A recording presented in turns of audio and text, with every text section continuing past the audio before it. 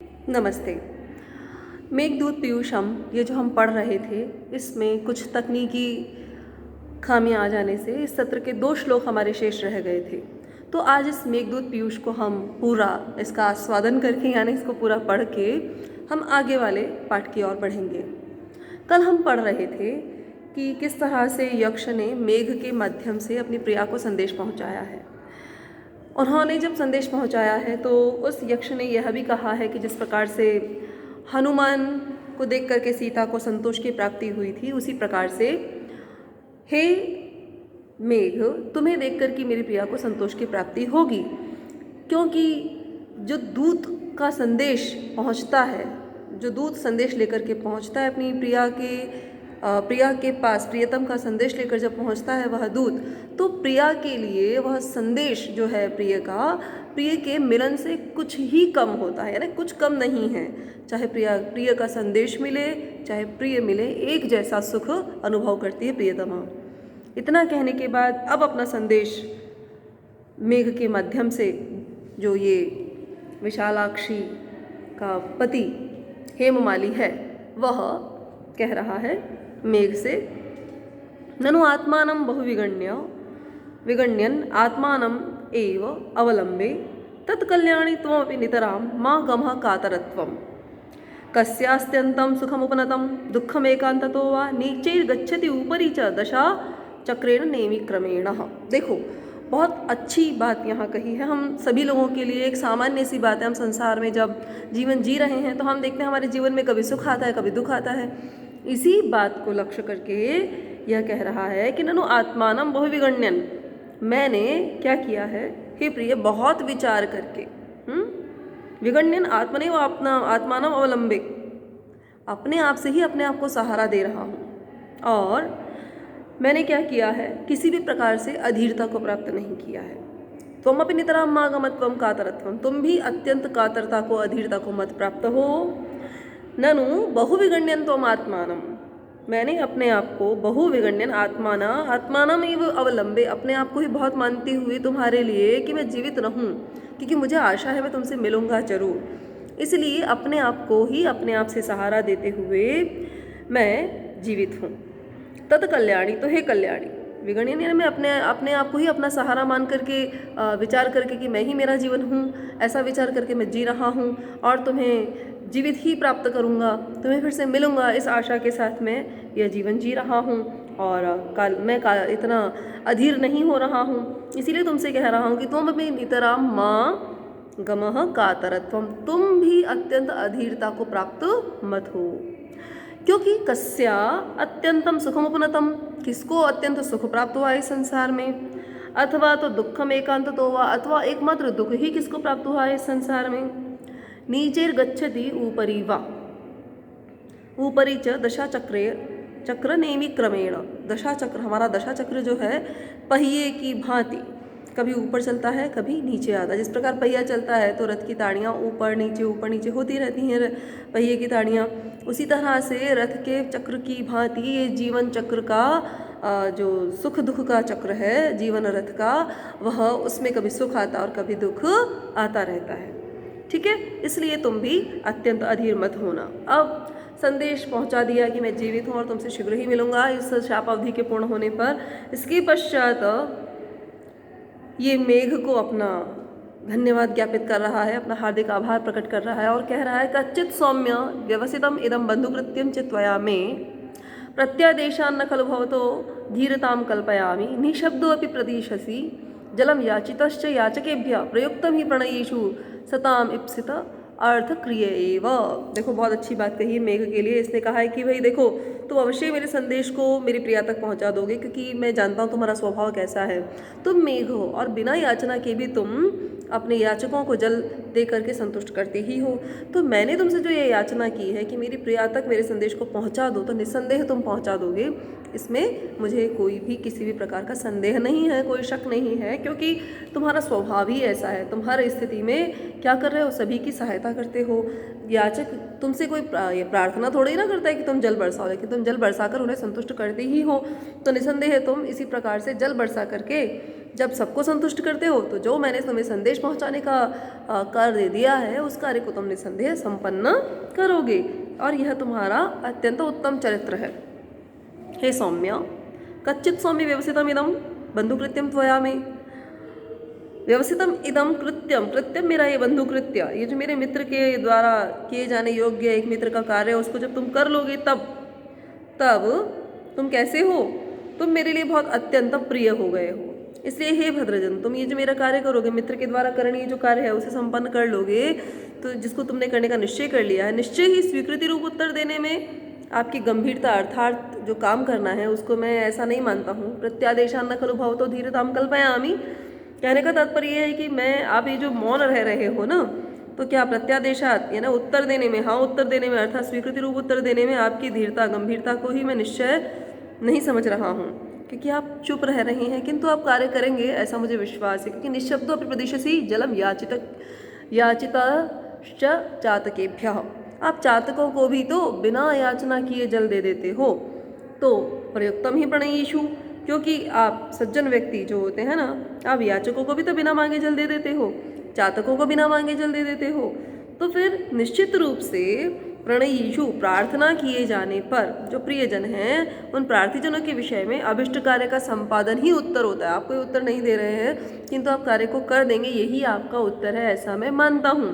क्योंकि सज्जन बिना स्वीकृति के वचन कहे ही कार्य की पूर्ति कर देते हैं, कार्य संपादन करना ही उनका उत्तर होता है। हाँ हूँ जवाब नहीं दिया किंतु कार्य कर देंगे, यह ही उनका उत्तर है। ऐसा यहाँ पर अपने संदेश को दे करके मेघ के प्रति कृतज्ञता ज्ञापित कर रहा है और निश्चय संकल्प अपना मान रहा है कि ये मेघ जो है मेरे कार्य को अवश्य संपादित करेंगे और करेंगे ही। क्योंकि मेघ जब चातकों को बिना मांगे जल दे देते हैं और बिना मांगे ही धरती पर वर्षा करते हैं, उसे सींच देते हैं, तो मेरा संदेश जो मैंने आपसे प्रार्थना करके आपको दिया है, निस्संदेह आप मेरी प्रिया तक मेरा संदेश पहुंचाएंगे। इस तरह से ये कालिदास की अत्यंत उत्तम कृति मेघदूत हमने पढ़ा, मेघदूत पीयूषम के नाम से।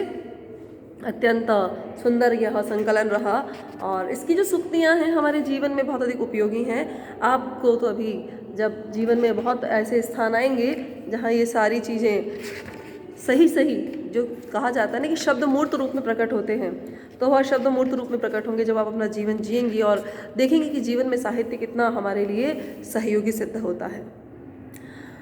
आज हम अगले पाठ, षष्ठम पाठ जो चारुत्वम चारुदत्तस्य, इसे पढ़ेंगे। ये जो चारुदत्त है, ये चारुदत्त साहित्य जगत में बहुत ही प्रसिद्ध पात्र है, बहुत सुंदर चरित्र इसका है चारुदत्त का।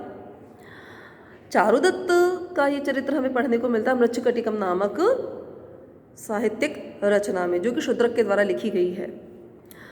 शूद्रक के विषय में कहा जाता है कि शूद्रक राजा थे और अपनी 111 वर्ष की आयु पूर्ण करके इन्होंने आत्मदाह करके अपने जीवन को पूर्ण किया था।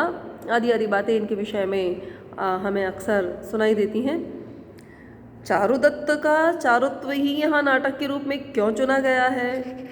देखिए, वैसे तो ये बहुत गहन विषय है, किंतु मैं आपको बता दूं, जब भी कोई चीज़ संकलन की जाती है विद्यार्थियों के लिए, तो यह सोचकर की जाती है कि हमें केवल उन्हें पढ़ाई ही नहीं पढ़ानी है, उनके उत्तम चरित्र का निर्माण भी करना है।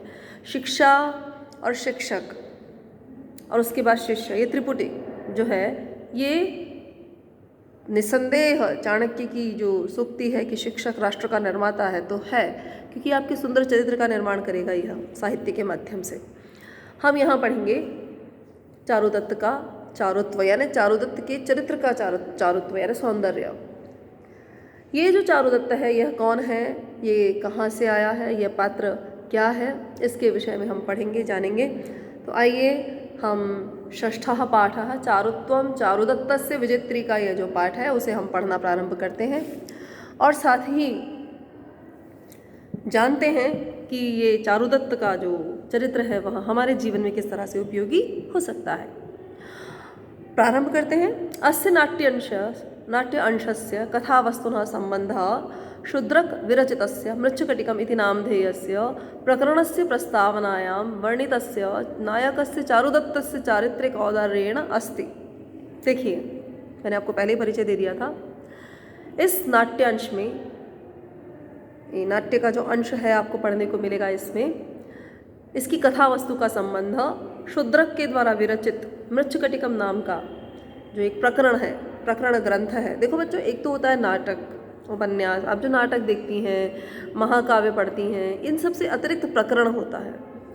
10 विधाएं हैं काव्य की, साहित्य की, उनमें प्रकरण भी एक विधा है। इसके 10 अंक हुआ करते हैं। तो इस नाट्य अंश में जो कथा वस्तु है उसका संबंध शूद्रक के द्वारा विरचित मृच्छकटिकम नाम वाले प्रकरण ग्रंथ की प्रस्तावना में वर्णित नायक चारुदत्त के चारित्रिक औदार्य से है। शूद्रक यह कौन है? को नाम शूद्रक, ये शूद्रक कौन है? किंच तस्य स्थिति काल है, उसका स्थिति काल क्या रहा, किस स्थिति में उसका जन्म हुआ, किस समय उसका जन्म हुआ, कौन शासक था या कौन किसका वह आश्रित कवि था या वह कौन था।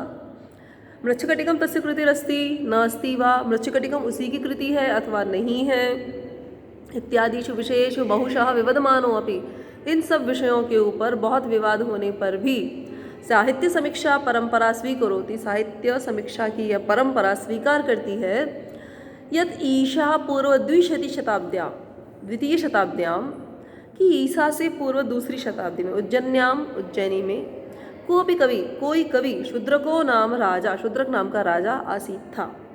मृच्छकटिकम च तस्य नाट्यकृतिरस्ति, और मृच्छकटिकम जो है उसी की ही नाट्यकृति है, उसी की नाट्य रचना है, उसी के द्वारा लिखा गया एक नाटक है यह।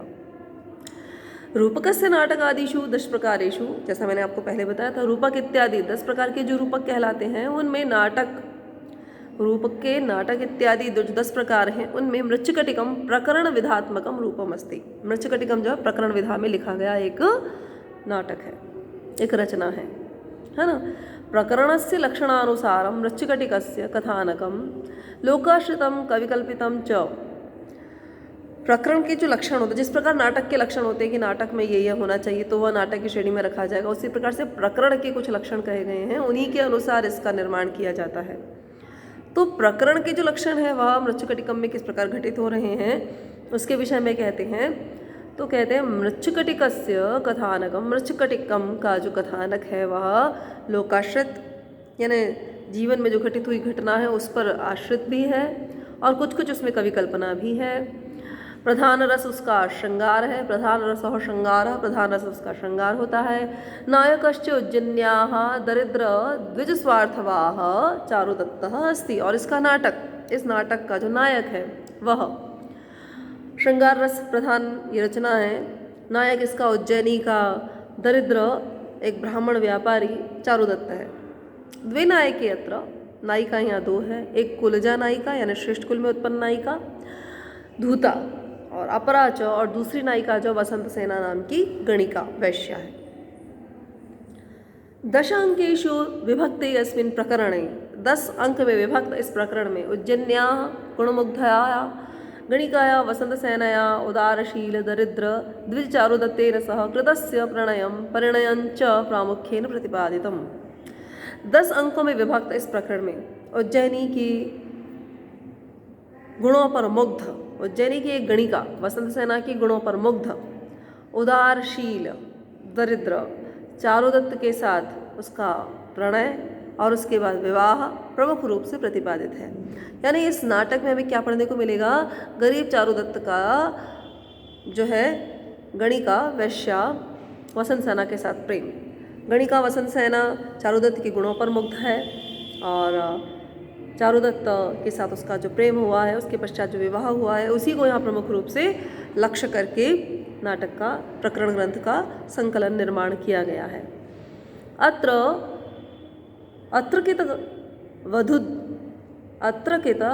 अवधूत कार विट चेट चकार आदीनाम अपि चरित्रं प्रकाशितम्। यहाँ अत्र कितव कपटी द्यूतकार जुआ खेलने वाले, विट चेट इत्यादि का भी नाम, इनका भी आकार, इनका भी चरित्र चित्रण यहाँ पर प्रकट किया गया है। अब कौन कौन है देखिए फिर से।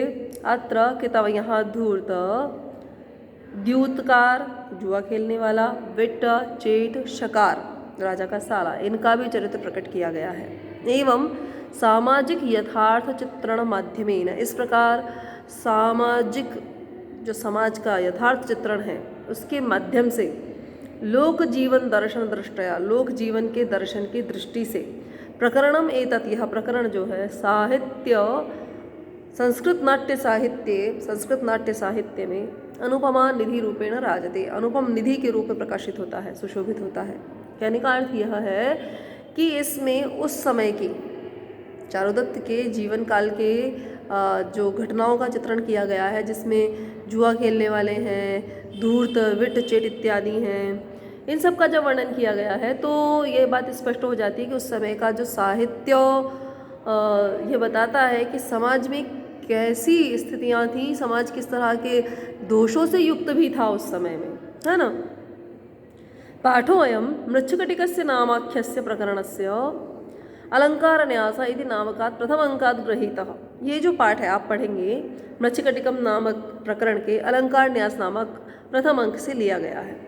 प्रारंभे आमुखी कृति, प्रारंभ में जो मुख्य कृति जो इसकी भूमिका है उसमें इस कृति में कृतिकार कथानकादीनां परिचय पुरस्सरम नटी सूत्रधारयो हास परिहासात्मक संवाद अभिनीतः।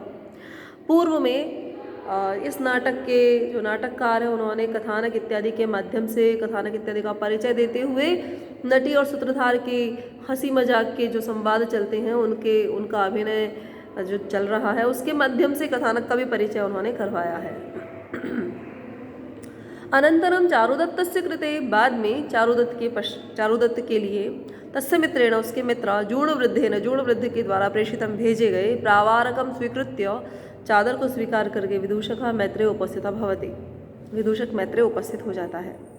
चारुदत्तस्य मैत्रेयेण सह संवादम भवति, चारुदत्त का मैत्रेय के साथ संवाद होता है, मैत्रेय के साथ संवाद होता है। उसके पश्चात संवादे अस्मिन्, इसी संवाद में निर्धनता के कारण से सामाजिक जीवन व्यवहार व्यवधान विषय चारुदत्त से चिंता गुण चारुता च प्रदर्शिता। सामाजिक जीवन व्यवहार में देखिए धन का बहुत महत्व है।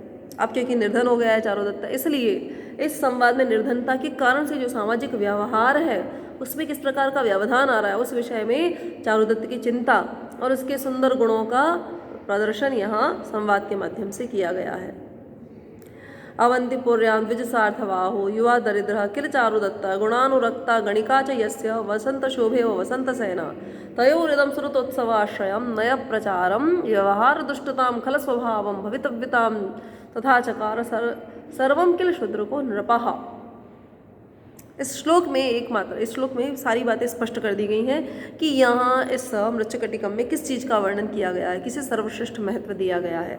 तो यहाँ कहते हैं अवंतिपुर्याम द्विज स्वार्थवाहो, अवंतिपुरी में एक श्रेष्ठ व्यापारी युवा दरिद्र चारुदत्त रहता था, जिसके गुणों में अनुरक्त वसंत की शोभा के समान वसंत सेना थी।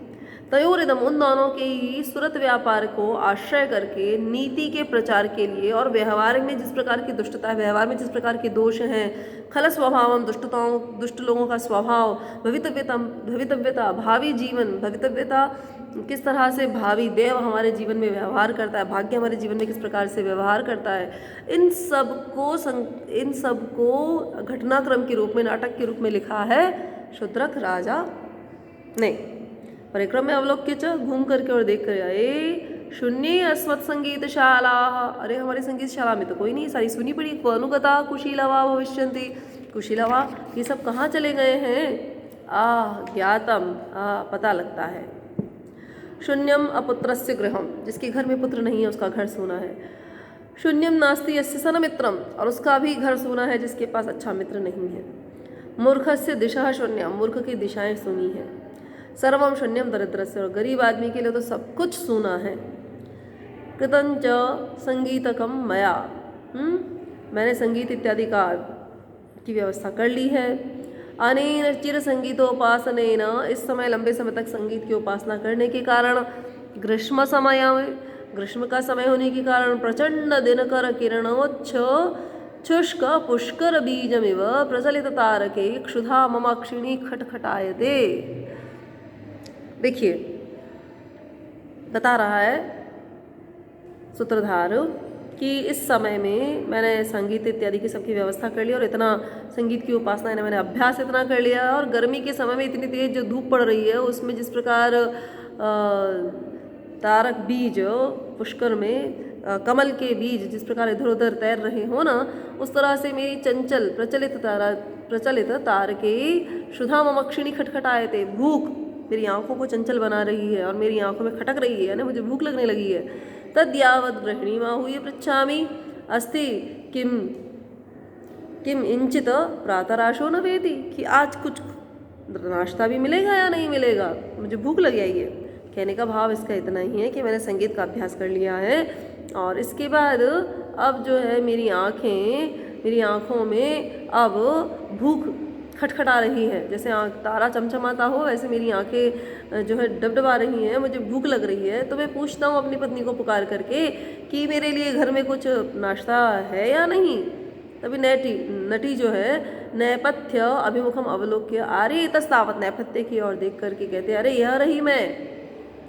सूत्रधार कहता है, नटी कहते अरे यह अस्मि, यह मैं हूँ। और उधर उसने आवाज़ लगाई अरे तस्तावत, इधर आओ तो सही। सूत्रधार कहता है अरे, यह वो नटी जो है आकर के कहती है कि चलो मैं इधर हूँ। सूत्रधार कहता तो पधारो। सूत्रधार कहता है अरे स्वागतम ते, तुम्हारा स्वागत है।